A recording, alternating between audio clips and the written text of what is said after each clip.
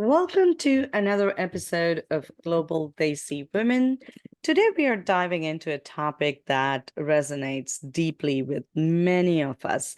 How to take care of our senior parents as they are either at back home or maybe even here, and our cultural values that shape how we approach caregiving. As children, especially in Desi families, we are the responsibility of caring of our parents is a cornerstone of our culture. But balancing this while miles apart presents unique challenges. And that's going to be our topic today. I'm your host, Arti Solanki, and I'm thrilled to be joined by two incredible women who bring their own experiences and insights to this important discussion. I welcome you again, Bhavna Luthra, and she is a family therapist, and Deepika Gorji, our first time co-host. I welcome you, ladies. Welcome so much. I appreciate your time and the insights. And as Deepika is our first time co-host, welcome, Deepika. I would like you to introduce yourself to our audience. Sure. Hi, thank you so much, Arti and Bhavna. This is my first time here, as you said. Well, I'm PhD in chemistry. I worked in oil and gas for a few years and then switched my careers to IT. So right now I'm working in IT. I'm a product manager for a few projects in T-Mobile, and I'm living in North America from almost 20 plus years now, first in Canada, then in United States. So yeah, life had been challenging when it comes to parents. They are back home in India. And when you have your own challenges here, you have to suppress down everything when the call comes from India. And when you are the main, caretaker. So there are many challenges. So let's take a deep dive into it. I hope my examples and my insights give some value to those who are stepping into those milestones now and who are thinking on those lines, because me and my brother, who's also in US in Florida, and we are the only two siblings, it was pretty challenging last few years. Yeah. So, yep.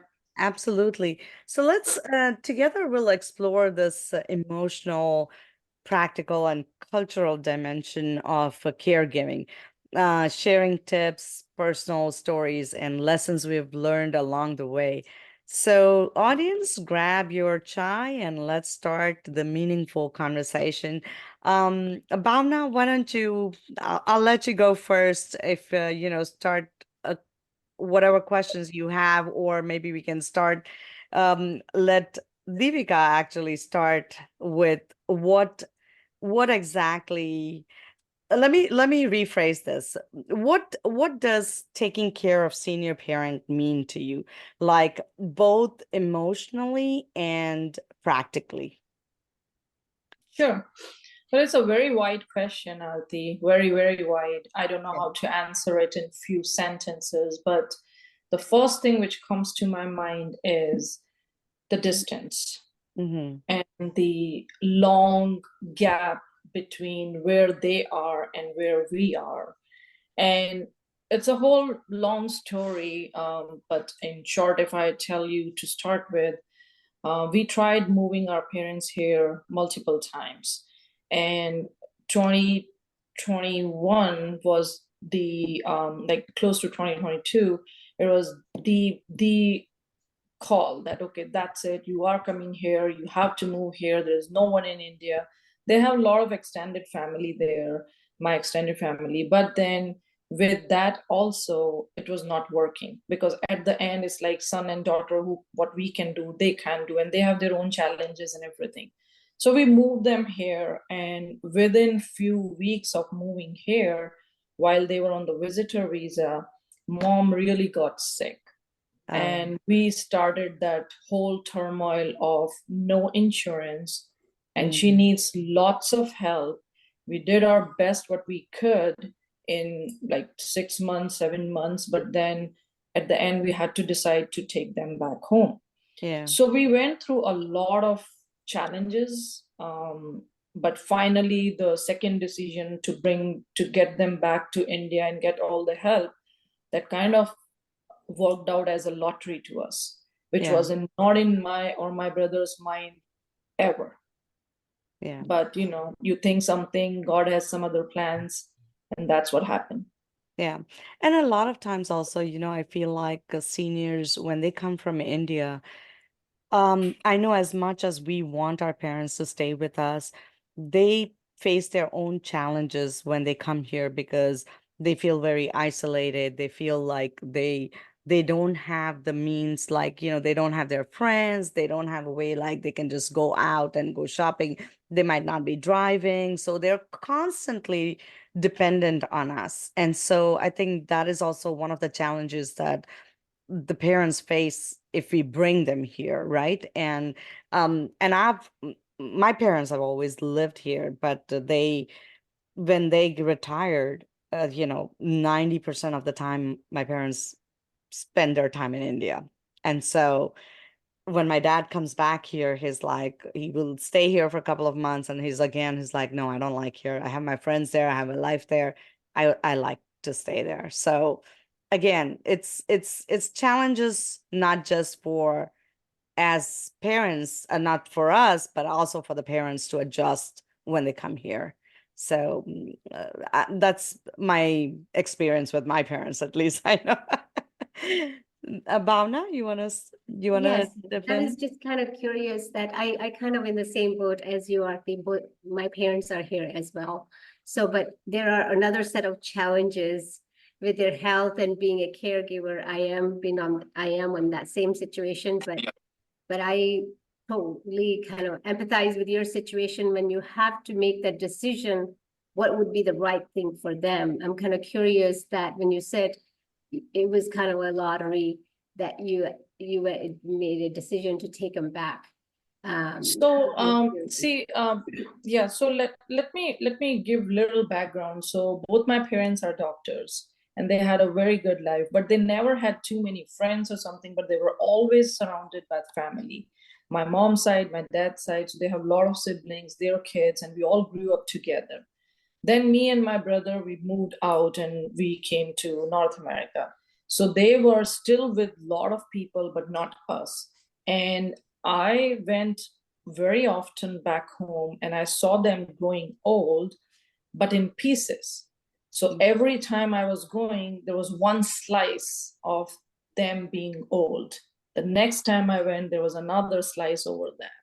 So when they live with you, you know what's coming. When Yeah. you live that far, and even if you're having phone calls and video calls every day, it's not same. So once you see that slice, that okay, this one is serious, this one is going there, this one is getting there, and they did not take very good care of themselves because they were very aloof, and they started feeling that fear that their kids are very far, but they never told us. And we had our challenges here. So we were settling down first in Canada, then in US. You have your smaller kids, their schools, and you're settling in your own careers. It's not easy. We are the first generation moved here. There's no one in my family here. So those things were happening. But then came a point where we were like, okay, we are well settled now. We need to think about them. We need to bring them here. So I started looking into the options, and they were very clear path, like this is how it works. You get the green card for them, then insurance and everything kicks in, which is also very limited. Still we were like, okay, we are like, fine, let's do it. And mom and dad just had the regular things what everybody has now these days, like blood pressure and high cholesterol and all that. But then dad had started showing some dementia signs later years. So I was seeing that, and that was another reason really pushing me and my brother to bring them here and with us. But when we bought them here 2020, and they just escaped from here, saying they will come back in a couple of years, they are fine right now, it's not the time and whatnot. They convinced me and my brother and our families, and they just escaped.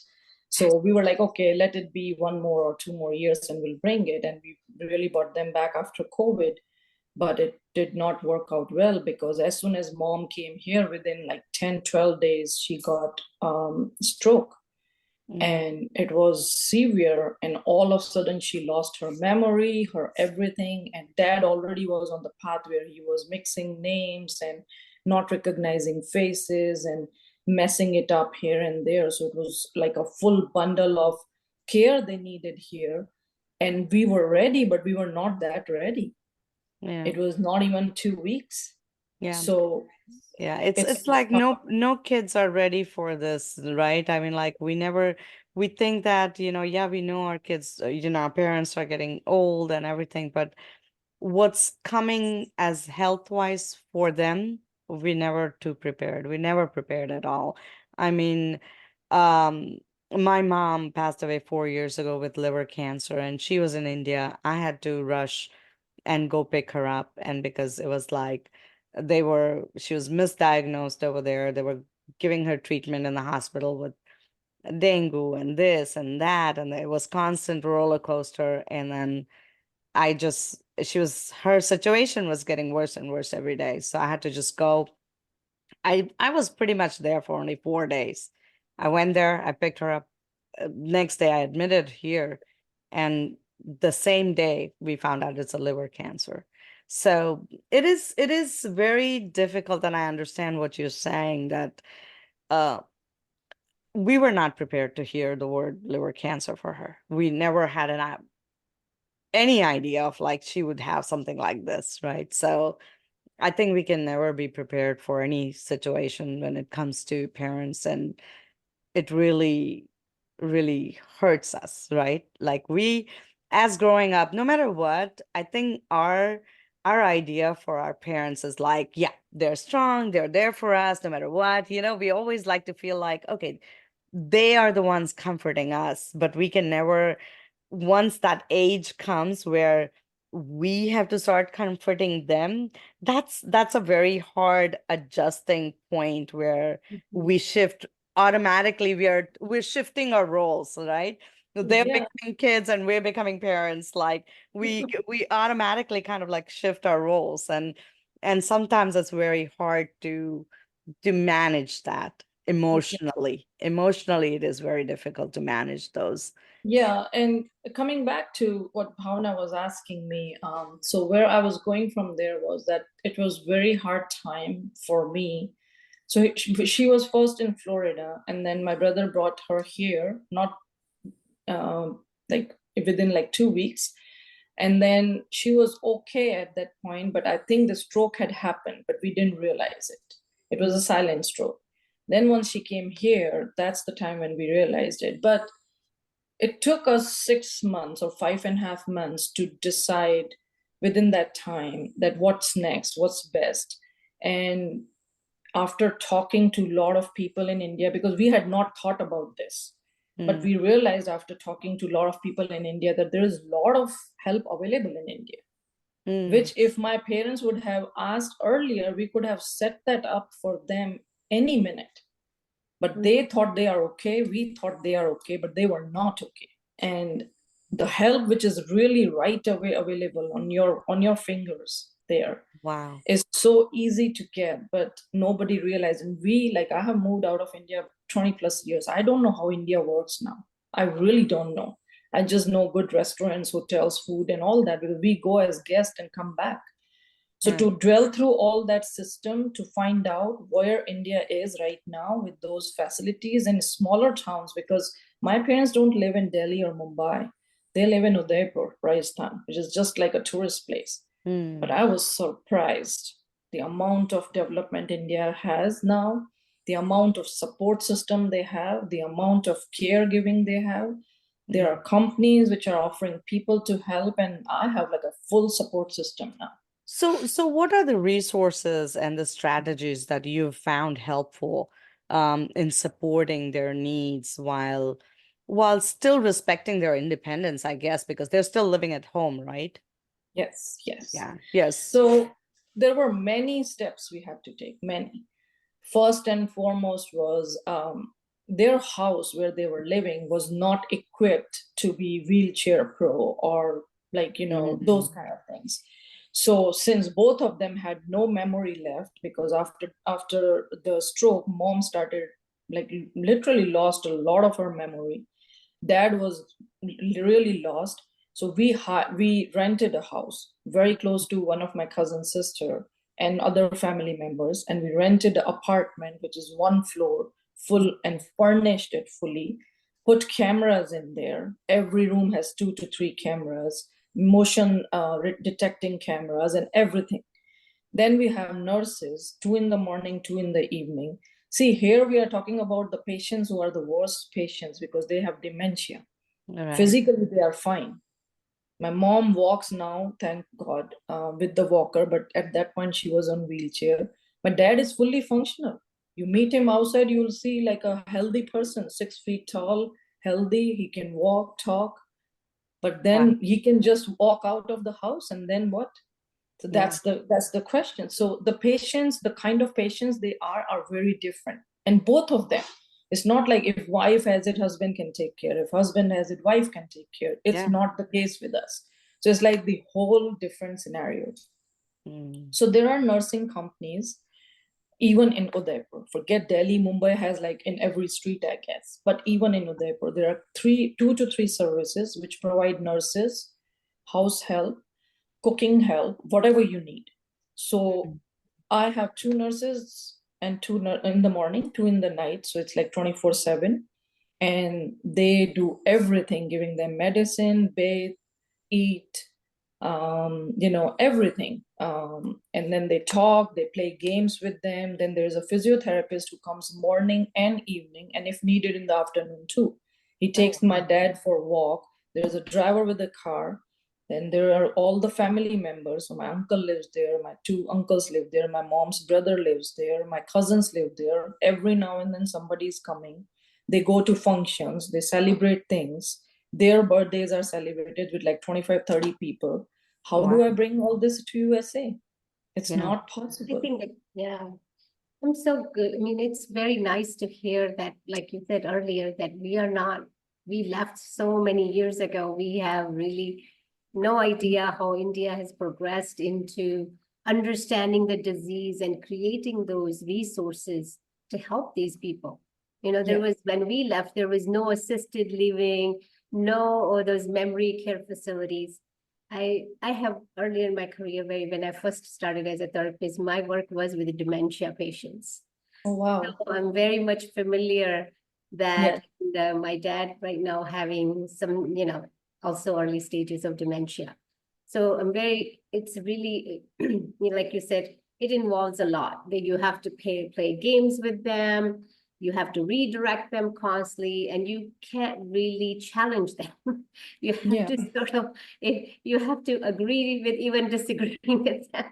So it's very challenging. It requires a lot of patience, and I mean, can't even imagine what you went through with both of your parents Yeah. at the same time. It's really life altering situations.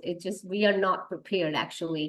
We're not Yeah. prepared, not as just as a children, but as even resources wise, Yeah. especially when they're visiting and they don't have insurance. It's so expensive. Yeah. And even if we have enough money, there are not the resources. I Yeah. think we've been here for so long Yeah. and So working in a facility of such, I don't think the resources they have in India now, it doesn't even match Yeah. it does. quality. It does. Yeah. And one more thing, very important thing is that even if we have money and resources here, the loneliness which hits them here. And one more thing is that we are detached from them from 20 years. We went like what, 1 month in a year max? Mhm. So if you count, I just went 25 months or 20 months in 20 years. Yeah. Do you think I know my parents? No, I don't, because they grew up on something. I became something else, but we have that genetic connection. That's a different story. But now their needs and their whole situation, you have to adapt, and they have to adapt us. And when they come here, they are the one who have to be on the absorptive side and absorb everything what is coming on their way. They Yeah. lose their freedom, they lose their movement, they lose their, like, what their solo life is actually compiled and become a package with us. Yeah. We still have our solo life, they don't. which is very, very hard to explain this equation. And this is very different scenario when you have parents and you're bringing them at this age. If it's like your parents come here when they were in their 40s or something, maybe they develop some social life, they have car driving license, they know things, they function differently. Yeah. But for parents at this Yeah. age, it's Yeah, very even different. like for my parents, like I said, they've lived here forever, but still, my dad feels more, he has more of a life in India than he has here. So he's like, no, I want to stay there. I guess as they grow old, they just want the company and the freedom and to be around family, right? Well, one thing I want to say is that when you mentioned that you guys have a lot of family there, so what role do you think the extended family and the community play in caregiving, um, especially in our culture when we talk about our Desi culture, we all know that we're very bonded with each other. We're very connected. But according to your experience, what would you say that they play? How does the extended family play the role? That's a very good question, Arti, because see, nobody in family, nobody owes anything. It's Yeah. just the love and the respect, how much you Mhm. have for the other person. So right from the beginning, my parents are very connected to their each family. Mm. And luckily they have like 5 or 6 very close knit families in and around in Udaipur in the same town. So one of my cousin brother and sister and her husband, those 3 people came forward and they said we will help because my mom, they are cousins from my mom's side, and my mom had helped them a lot in their growing up days. They are my mama's kids, and my mama passed away very, very early age. So pretty much mom played a very vital role in their growing up and marriages and everything. So they came up saying they want to help. So right now, all this, the thing I told you, like nurses, physiotherapists, driver, cook, cleaner, everything, my Didi manages. So she manages finance and everything. I do it from here, but she's the one making sure, and she lives just like one floor down, so it's like Oh, in the wow. same building. So Yeah. that helps a lot, because otherwise the workers also try to behave sometimes. And plus, as I said, both my parents are lost, they have dementia, so Yeah. it's very hard. Anybody can abuse them at any Yeah. point. Yeah. So my dad can go for a walk with physiotherapist. He walks 2 to 3 miles. That's like his thing. But my mom doesn't. She's on a walker. So they both go in the car. But in the car, then one girl stays with my mom and she plays old songs and they like talk and all with the driver, who's also a very nice guy. So this full system is working. But then there are days, designated days, that Tuesday my chacha will be coming, and then every alternate weekend my other cousins come, So because somebody is constantly watching them constantly watching and them. And being then there. yes, and then they make sure that at least once a month they all eat together. So my mom, from my mom's side, this me and my brother did, so we just invite everyone one of those days in the month, and they all eat together, they bring food from outside, so it's like a family Yeah. together thing. That's so This nice. whole thing is the blessing. Yeah, yeah, absolutely. So do you think that for the people who do not have family out there, like for me, we don't have family there. Everybody, I came here as a teenager, right? We don't have any extended family there. We have my dad's side, couple of friends that we know of, but no family. So for people like us, do you think that it is still manageable for parents? What you're doing, can it still be doable? Just relying on the caregivers, and or do we really need somebody there to manage it? So it all depends what condition your parents are in. If they are mentally healthy and it's just the medical thing, they Mm, can complain. My parents cannot complain, and that's why I have to have hawks to yeah, watch. So, like in every day in the night when when everybody's sleeping in India, I have to keep the cameras on the ringer, So if there is any movement, I get a ring and I directly check, is the girl sleeping? Is dad awake? Is mom awake? I have to check that. It happens like 2 or 3 times every day. So it's my duty every day. I'm doing it. Some of the times I just give it to my brother, but me and my brother, we are doing that. So there has to be some kind of checkpoints and some control. But as I said, if one of your parent is okay and they can manage, then it's really not that hard. It's Yeah. not. Yeah. So how do you manage your emotions like guilt or worry or since there are times that when you can't be there because you can't be there all the time for them, right? And so how do you manage your emotions with that? Because it's a toll for a caregiver. I've been a caregiver and I know it takes a toll on ourselves. So I want to know, how do you manage with that? So I would say that the best thing which happened to me and my brother was that we brought them here and we tried. If that episode would have not happened, and if we would have then moved them to India, them means settle them in India the way we want, it would have been a guilt for years for us because we never tried. But we tried, and we bought them here with 100% intention. Like, we closed their home, their bank accounts, everything. We just bought them here to settle here. And then everything happened. So it was very hard, and emotionally, me and my brother both were like, we were broke. We were like, this is not the way we decided. So to take them back was more hard than bringing them here. Yeah. And after that, I would say it was 50% guilt and 50% satisfaction. But now with whatever system is working and the happiness I see in their faces, they don't recognize me and Amit now. They don't. Oh, They don't recognize anyone except each other and my cousin sisters sometimes, not all the time. They have like a 3 minutes memory now, 2 to 3 Both of minutes them? memory. Is it with both of them like? Yes, Okay. yes. So it's very hard. And sometimes mom really behaves very well. It's been 2 weeks. She's really nice, talking, and old albums she sees, and she figures out few of the faces and all. But then it just goes away. So it's like on and off scenario.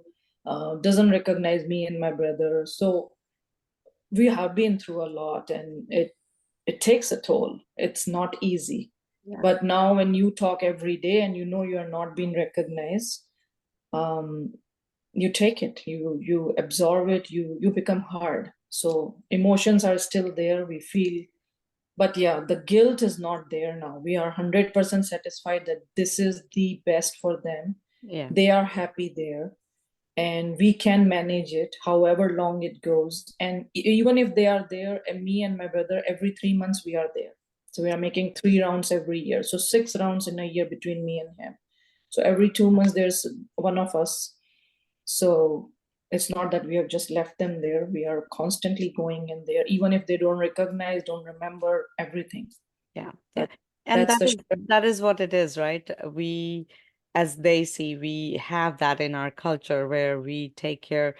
A lot of times the Western communities are very surprised to hear, like, you're 40 and you still live with your parents. And it's, we don't even think about that, right? And we're like, either right. they're living with us or either we're living with them. It's kind of the same because we're always together.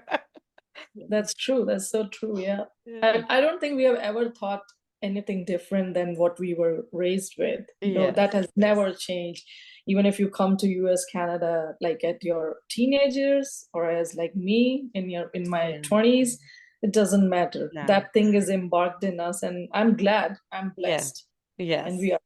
That's what I say. Yeah, I also feel that I was really blessed that I was able to take care of my mom, and I feel like in my entire life, those 4 years with her, while being a caregiver for her, she stayed with me. She lived with me, and I feel like those days were so memorable because even while going back and forth with the hospital and coming home and going for her appointments, the memory that I have created with her it's just unbelievable. I mean, in the car after her chemo, she'll be singing songs and we'll be laughing about some jokes. And those are the things I still remember more than anything else. So I feel like absolutely I was very blessed that we've been able to take care of our parents. And I know it's a blessing for you as well that even though far, but you and your brother are taking such a good care of your parents, and that's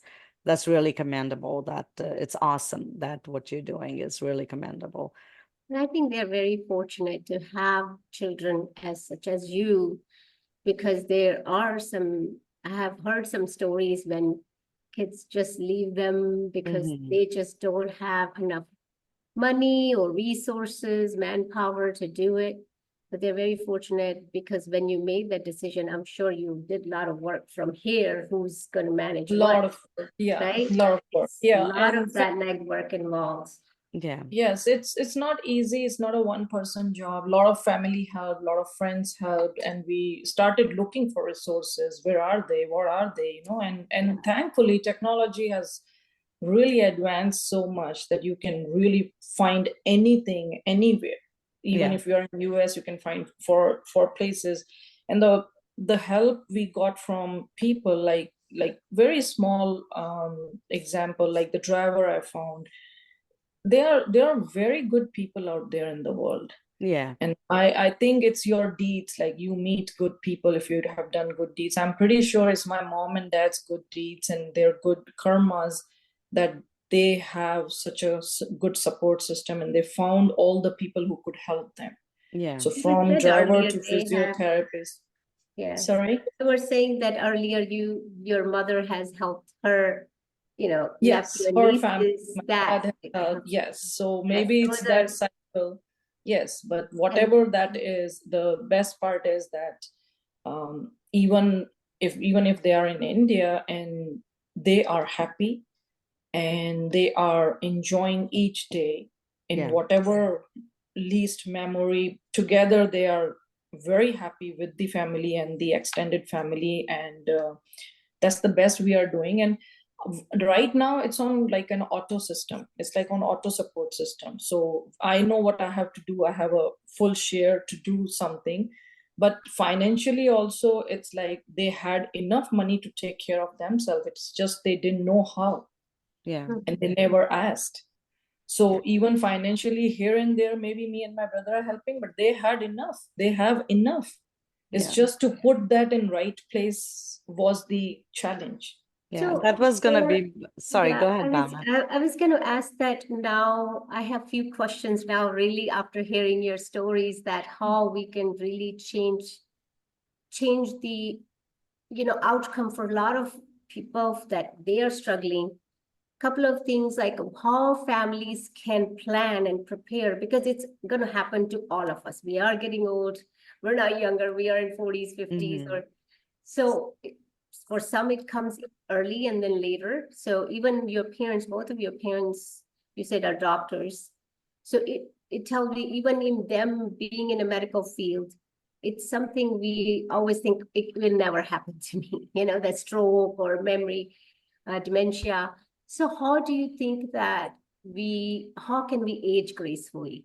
How we can have those tough conversations with our parents who are back home, who are very much independent, self-reliant, financially, emotionally, but still how we can tell them that, create that system. So if it comes to such situations, how do you think, if you would have known 5 years back before all this happened, how would have you changed that course of direction? So, Bhavna, my answer is very blunt on this, and they did not listen when they were in their senses. Mhm. Okay. And that's the condition with a lot of Indian parents whose kids are outside, like out, Mhm. out in the like other countries. So it's Mhm. not easy. And my mom is very stubborn person, very very stubborn person right from the beginning, so she never like listened to me. I went and saw so many apartments in Udaipur. I said, I am buying it, you just move it, you just lock your home, let it be there, you just move to a good apartment. They loved that house, but it was so far from all my other family members in the town. And they were living like a very aloof life because there was no social life there where that was. That house was beautiful, so like good house, but not as comfortable for their age, but they never listened. So we did everything when they started listening to us because they didn't had any option, which was too late for them. So I would suggest, I pray God, even my enemies should not fall in the situation me and my brother faced. No one should face that. But try to start talking with your parents early and try to convince them. If not, try to do it like your way, that hey, I am buying a property, or I want to move here, or why don't you move closer to Bua or Mosi or whoever is in the town, or friends. It's not easy for them. If they have lived somewhere for many years, it becomes their cocoon. It's like their life. If that is the situation, and if they're not that sick, wholesomely can take care of themselves, try to go more often so that you understand what exactly is their dire need, what is A, B, and C, what is instant help they need, what is maybe help they need, and what is in next phases they will need help.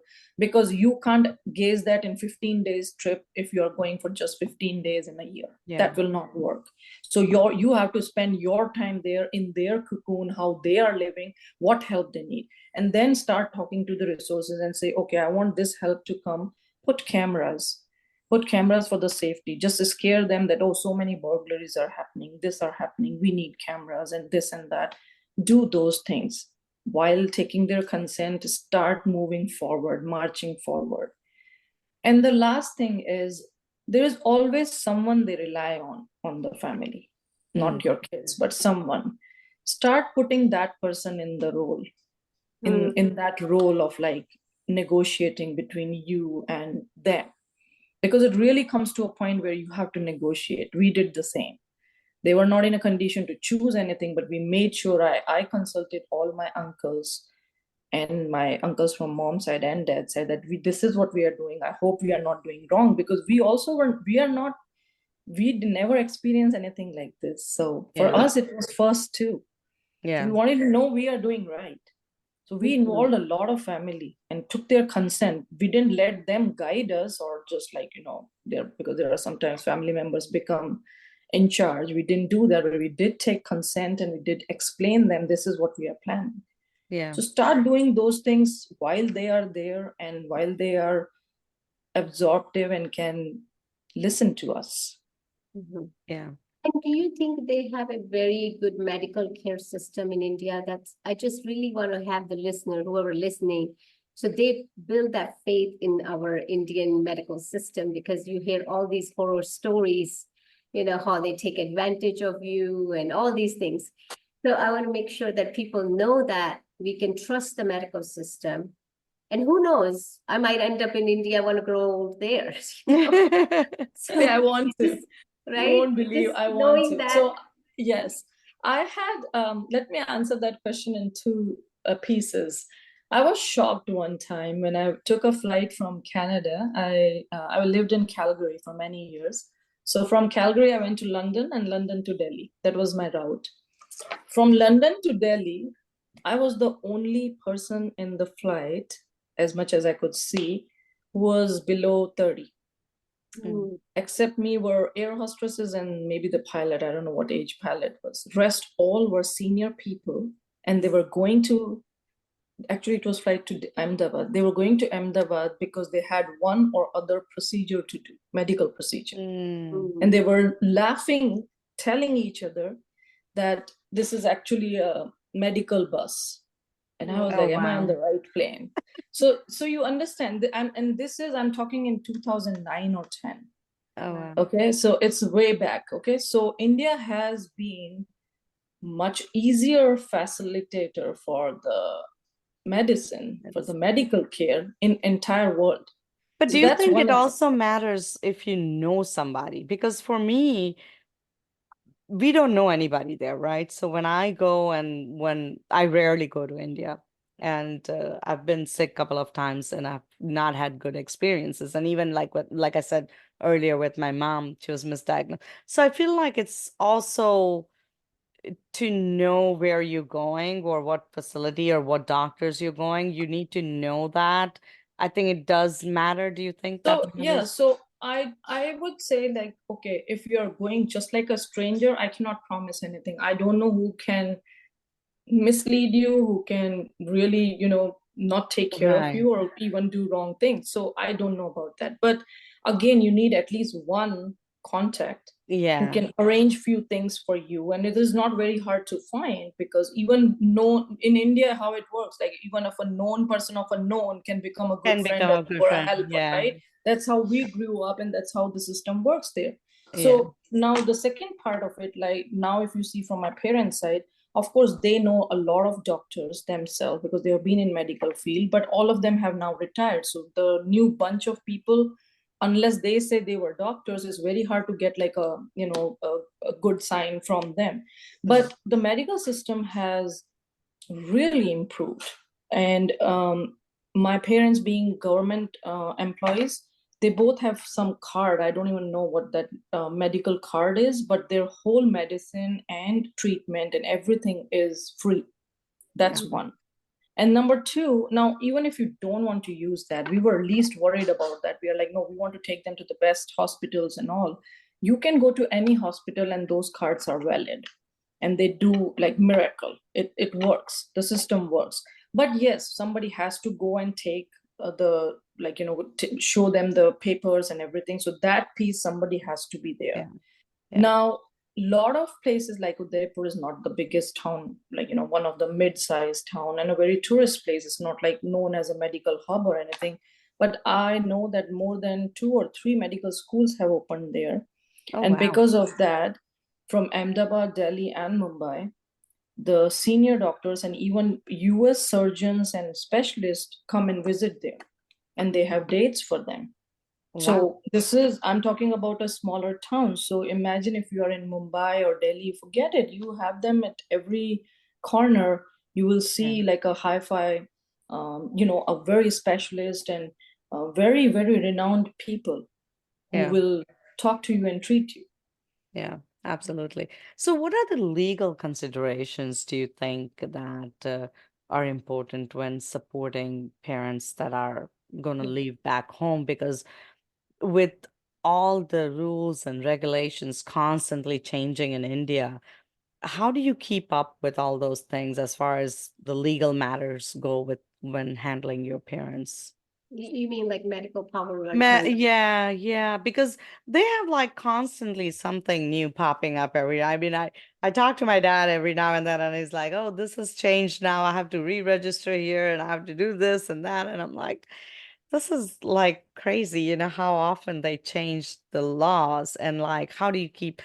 I mean, I guess more of it is to do with financials and if they have properties and if they have, bank accounts and all these things, they have to keep on updating their system. And I'm and it might be different for my dad because he's an NRI, right? So it might be a little bit different for him than for your parents. But I was wondering if you have to face any of those legal setbacks.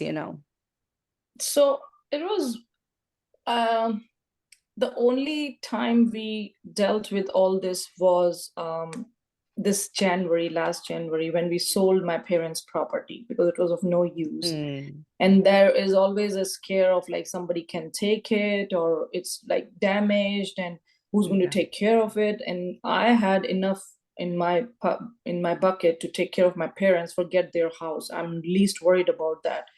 So Yeah. someone came forward and they started talking. So me and my brother rushed to India and we were like, okay, let's make a deal. Let's just do it. And luckily, we had done all the paperwork earlier when dad was a little bit in senses, and put all the papers and name on my brother and consent and everything.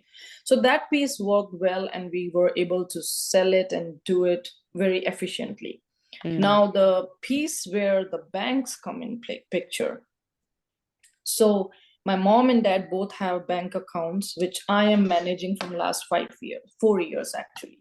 mm, I'm US citizen, so I can't become part of the bank, but everything is online.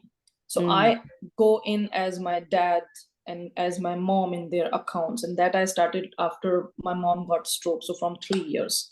But before that, I had the access to see what is going on in their accounts from Right. 5 years. So, Right. but now it's like me handling that, because their whole money comes in there, like my mom's pension and everything. So I manage it from here. Everything is online, Arti. Yeah. Everything.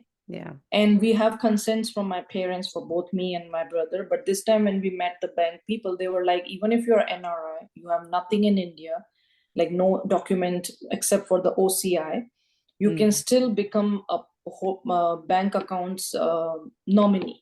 Yeah, So nominee. God That's what forbid, it's and if called. something Yeah. happen, I can still access it. And plus that, as I become nominee, I have a lot of rights to that Account. bank account. So it's easier. It's doable, but it takes time there. You can't expect that to happen in 2 days. But luckily, again, I found very good people, and we were able to do it in a week, me and my brother, and it's very, very smooth. They have a lot of check marks as well, because anybody can take advantage of people like my parents. So they have a lot of check marks as well. So we have to show the lot of proofs. Proofs. So Yeah. they are very very secured transitions they do. And I'm very impressed. I'm very impressed with the banks, the hospitals, the caregiving. So India is growing. It's I would say it's like, at par Yeah.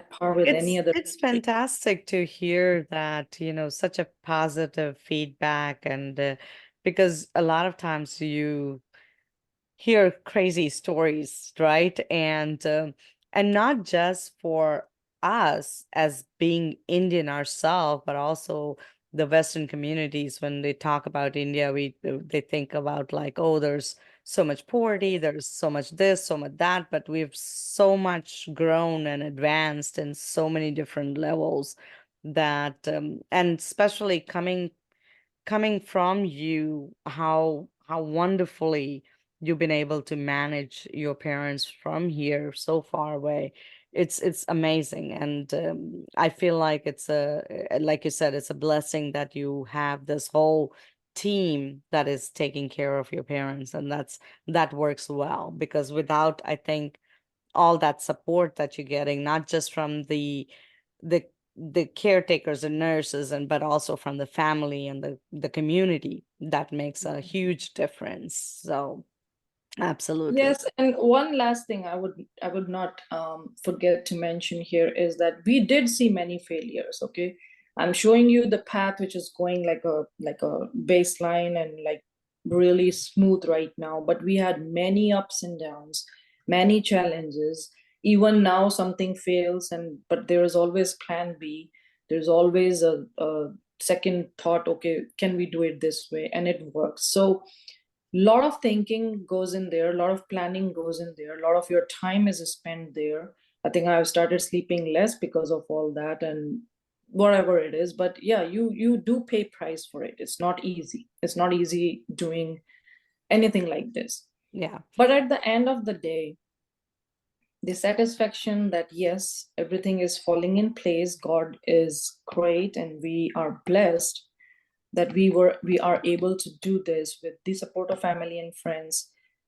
It really gives a very, very soothing feeling, and the hardness which comes with the distance which we are dealing with, Yeah. where parents are so far, it doesn't go away, but at least we have a peace of mind that I can sleep, Yeah. that I can breathe, that I can feel good about it, that okay, if I am happy, they are also happy there. It's Yeah. a balanced equation which Yeah. came after a long efforts, Yeah. and long and too much of support that we got from everyone. But here and there, every time there were so many challenges, so many failures. So don't give up. Yeah. Don't There are think always going to this be worked for hurdles, me, it but will work for you. Maybe it will not. Maybe something else will work for you, but you are the only one who have to find it. yeah. And hopefully nobody has to see the situation me and my brother are seeing. But if it happens, be brave. Yeah. Yeah. To Like I ask, said, there are how did always you how did you start that, like initial thought that this is, it's like, what was the starting point? And some roadblocks along the way when you first started the process, So and when also the recommendations of the agencies you have, maybe you accumulated, and maybe some point you can share, and we can share it on our page, that Sure, what are sure. the things, recommendations, how people can start. And I've seen that some people, I've seen some elderly, they want, even if they lived here, they really want to go back and live start the life there. They were, like you said earlier, there are some things very easily accessible. Arti also said that, you can get a rickshaw or auto, or, all these facilities are there, go to temple easily and whatever, that which they can't do on their own. So what would you recommend them? First of all, what were the roadblocks for you, and how did you even come to that decision? So when I visited my parents a few years back, we had this thought of bringing them here. At that point, I have a friend in Udaipur, and her mother-in-law was very sick. So she works. She's a doctor herself, and she works. So I asked her, I'm like, hey, how do you take care of your mom then, since you are gone? So she said, oh, there are agencies here, and they take care of my mom-in-law. So I'd heard that word agency, and she's in the same town, Udaipur, but I didn't know that this agency will become my lifeline down the lane, right? So when you meet, you hear things, and I registered that. After that, that was my starting point. When we saw a few doctors here and my mom's condition, I met a couple of neurologists, and they said the best care would be where she can get physiotherapy, your dad can get physiotherapy, because otherwise they will keep losing their memory more and more. So you need physiotherapy 1 to 2 times a day, and all that 9 years. So when they gave me the package of what help they need, I looked in the mirror and I said, I cannot do this. There is no way in US I can have physiotherapists 3 times a day, a caregiver 24/7, and everything else. So that's when me and my brother started thinking that, okay, is it a good idea to, settle them back there? Because I believe that India has changed and there are a lot of helps there. So that's when we started talking to the people. That was the starting point. Wow. And what are the agency? What, if you don't mind sharing the name of the agency for people? So I go through Advantage Home Care in Udaipur, but he is local in Rajasthan only. So if whatever town you are, you can go to the hospitals and find out what are the caregiver services. They will give you the numbers. Each town has 2 to 3 minimum, even the smaller towns. And if your town doesn't have and your nearby town has, you can call them and they actually arrange people. Wow. So, do they work just like how we have agencies here? I'm curious, like, say one day the nurse didn't show up, so do you just call the agency and say, hey, this nurse has Yeah, to they come have up the and then they, dogs and oh, everything. okay. Yeah, Oh, yes. awesome. Yeah, So that's for me, it's fantastic. like four. Yes, so for me, it's like four girls, 2 in the morning, 2 in the night. And if A is absent, then somebody will substitute. Most of the time, the night girl will stay, or if the night girl is like not coming, then the day girl will say, I will stay, or otherwise they can just provide another resource as well. Awesome. So, do they also manage the food or like or somebody, the If cooking you need, lady or whatever? Or... yes, if you need, they do. But I have arranged a separate cook who comes and she talks to my mom and dad, and like she's friendly. Oh, okay. So Okay. she comes cooks food, and so I have done it privately, but if needed, agencies do that as well. Oh, wow. Fantastic. Yeah. Yeah, So and then they have the nurses to that level also, that if you are in bed, you need IVs, you need any kind of medical help, then they Yeah. give you trained nurses as well, depending on what is your condition. And they take them to the doctor's appointments as well, Yes, I guess, right? yes, they Oh, do. wow. So my physiotherapist is actually acting in between, but the nurses also can take them. They know all the doctors' numbers, their references, their days where they work, what is the problem, what medicines are given. But the physiotherapist is the guy who's actually doing more than his therapy. So he takes them to the doctors. My cousin goes too, but he's in touch with the doctors, tells them more how the condition is rather than my sister. Medically, he explains them. this is Okay. happening and that's happening. So Yeah. do they have the right to, I guess, make the decision if in emergency they can take to the doctor right away or the hospital right away, or they have to contact you or one of the relatives before they can do that? My cousin has all the rights. We have given her, and whenever I go, I meet the doctors most of the time. I've met all of them, so they know me personally, that how far I am, but they all have my number, my Oh, WhatsApp number. Yeah. okay. Okay, So yeah. one last thing I want to ask before we forget is how do you take care of yourself? Because I Yes. think it's the self-compassion component, because like you said earlier, how it can take a toll and you feel this guilt. And you said you went through that and you have some ease, but I'm sure there are days then when you are somewhat questioning, how do you take care of yourself in those moments? Well, first is you have to have a supportive family. I have a very supportive husband who never asks me, even if I drop the ball and say, okay, I'm going India tonight, you know. So he never asked me questions. And so he's very supportive. My kids, who have done a lot of things on their own while I was dealing that. So my daughter, who's in college now, but it was very crucial year for her at that time, but she managed it.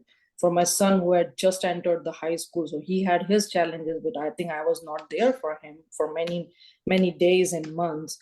So supportive family for sure, but I do a lot of meditation. I follow Sadhguru, so I do a lot of meditation, a lot of self healing, self taking care of myself. I run a lot. I do marathons, so I run a lot. So sometimes running, doing meditation is like talking to me myself, and I talk to myself and come out of it, because there are many things which you can't share all the time. Yeah. So I think those are the healers which heal me, and Mm. a very good supportive system of my friends over here and in India. And a few of them are so good and so nice that they won't leave me alone, and they will be like constantly bugging me with the text and messages to let me know that they are there for me. Yeah. So I think that support system, it's a whole universe which works with you or against you, so you have to pick. Yeah, absolutely. I think that's the best thing. And I can definitely say that support system, even here with your friends and family, is so important. Like I said, when I was going through after my mom passed away, because she lived with me for 4 years. So after she was gone, I was totally lost because I just basically woke up and I was like, I have no life now. Like, what am I supposed to do now? I don't have somebody to take care of because I was day and night for me. I was like constantly thinking about her and taking care. So at that time, especially, I needed all my friends and family that were constant. Like you said, they were checking on me, texting me, calling me, taking me out of the house because I was so depressed. I dealt through that almost a year and a half Yeah, and then before. I did not believe it till it happened, that many years back somebody had told me that the sibling you have, the blood relation sibling you have, you feel the same emotions and you feel it like there is something.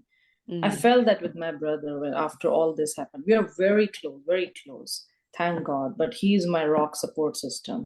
And he and me have the same emotions, same things going on between us. But it's just so magical that your sibling and you, even if you talk or don't talk, you it's have that blood connected. relation. It's something, there is some magic in there. So Yeah. he's one of the rock support for me. He's like a rock for me.